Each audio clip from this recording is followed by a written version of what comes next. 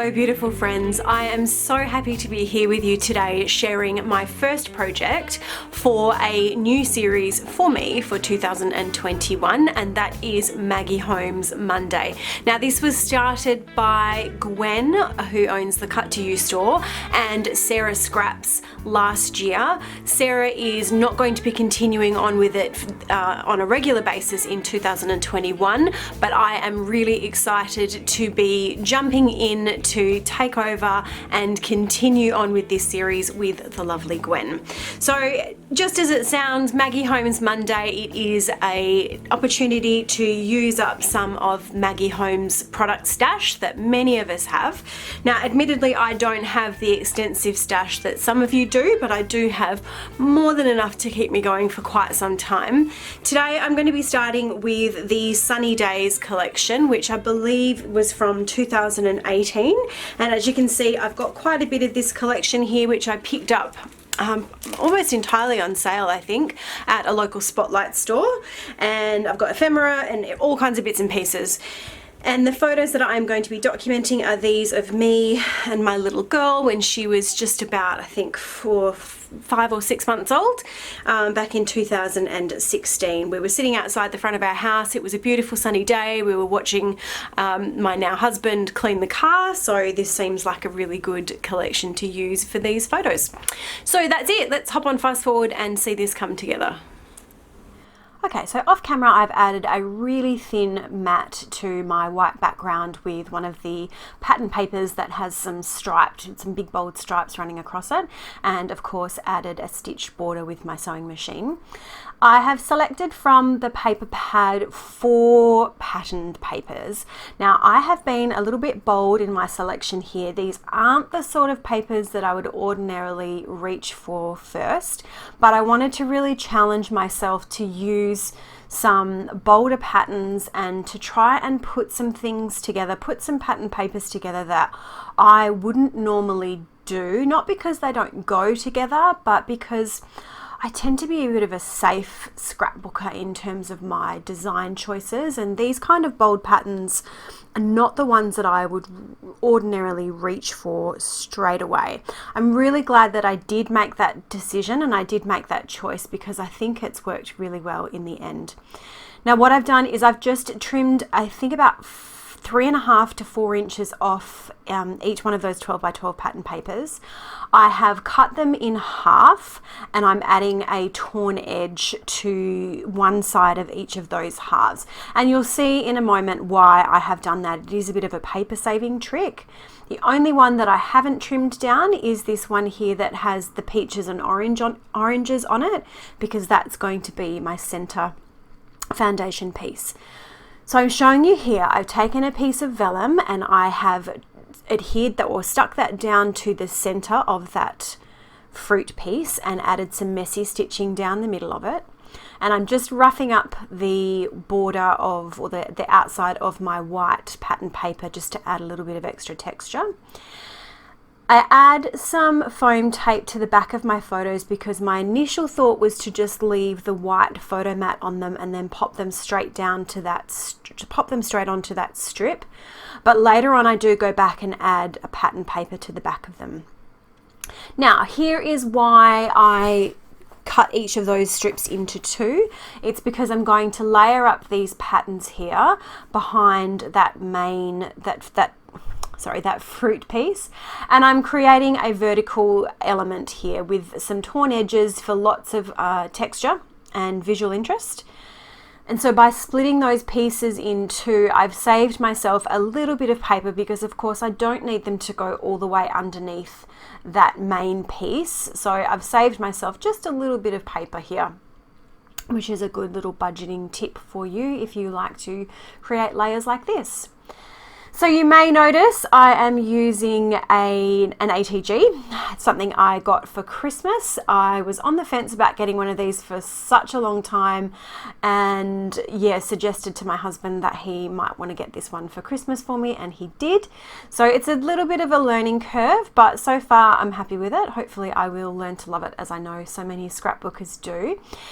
Do you use an ATG? Leave me a comment below and let me know. Are you an ATG lover? Are you someone who's considering it? Is it just something that you're not ever going to see yourself purchasing? I'd love to know. I'd love for you to leave me a comment and let me know your thoughts on that. So you can see now I have this beautiful layered textured vertical element to go down my page, and my plan is to layer my photos running down just like that.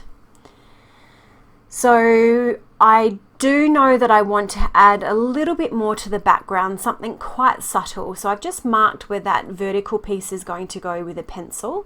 I've brought out my Prima light texture paste and a little script stencil.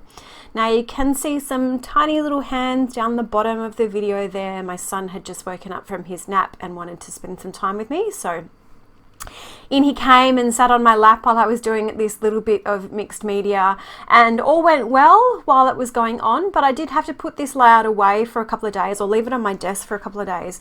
And unfortunately I came in one morning and found that he was sitting on my chair and decided to do a little bit more of what Mummy had been doing, and he came in with and added some more texture paste just smeared over my layout, but I was able to remove that before I finished it off. So pretty cute. He definitely wanted to get involved. So you can see now I've got that really subtle white script that will sit on either side of the patterned paper piece, and I'm also coming in with two different coloured Heidi Swap colour shines. One is the gold and the other is, ooh, I should have it here, it is coral, which goes perfectly with the coral colour in this collection. So I'm just adding some splatters there just to bring a tiny little sprinkling of colour into what will otherwise be a white background. And I'm using my paintbrush here just to add a few more carefully placed splatters. So I'm showing you here that off camera I have adhered this whole piece down to the background. And now you can see with my photos I've added, it's not a patterned paper, it's a blue cardstock. So I dug through my collection of coloured cardstocks, which I really don't use very often, and I found a blue that coordinated really well with that darker blue pattern paper that's in the layered piece underneath. And I've just added a really, really thin matte to the photos. When I laid them down with just the white border, they were getting a little bit, they weren't really popping out from the background. So adding that slightly darker border, just very, very fine around it, really just helps them stand out from that backing piece that they're on.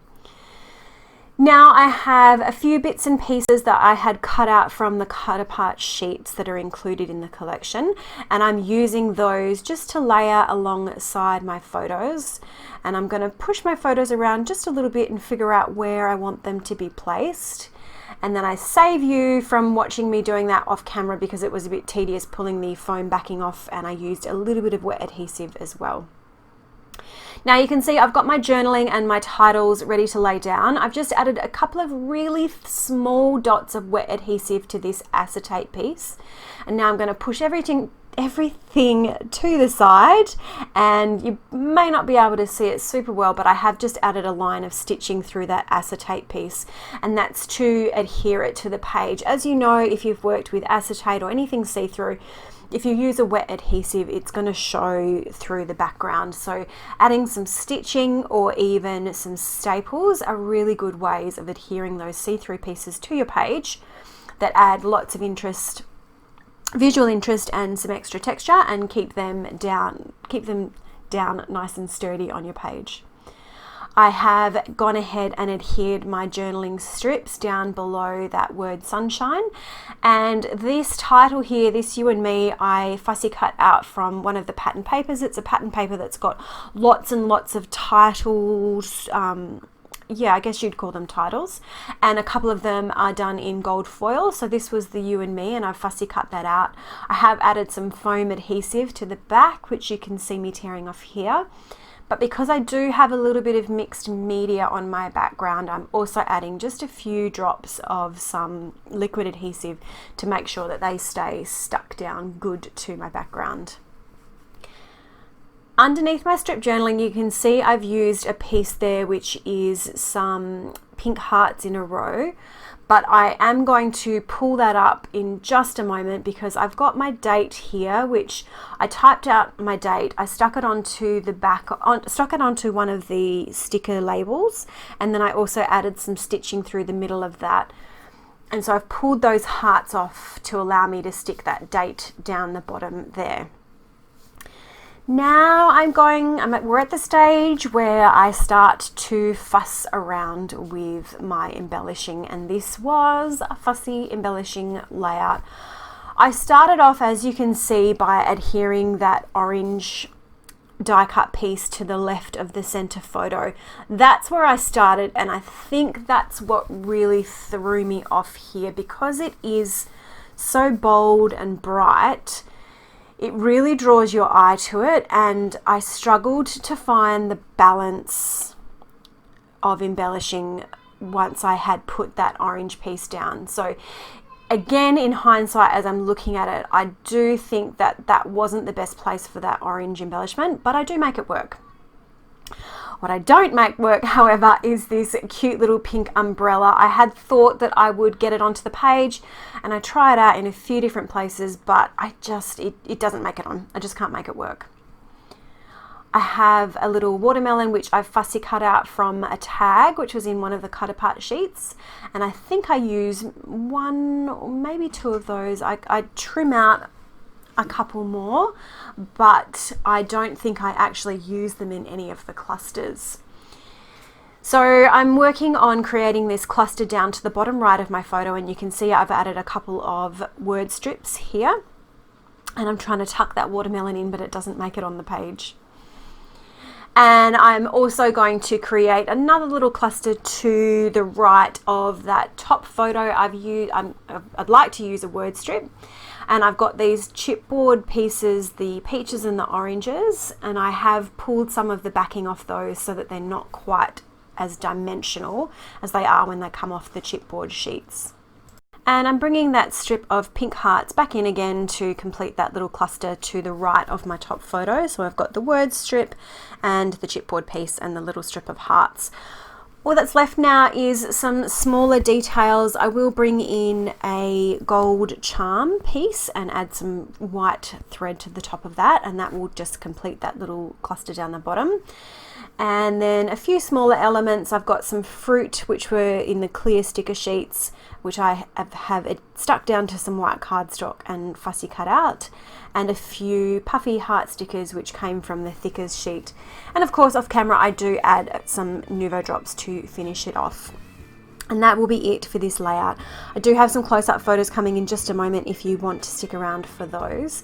If you have enjoyed this video, I would be so grateful to you for giving me a thumbs up or leaving a comment. All the engagement that I get with my videos really does help me to grow my channel. If you have been around for a little while, thank you so much for continuing to support me. If you are new and not already a subscriber, I would love for you to hit that subscribe button so that you can see what I have coming up for this new year. As always though, thank you so much for watching, and I hope you have a great day.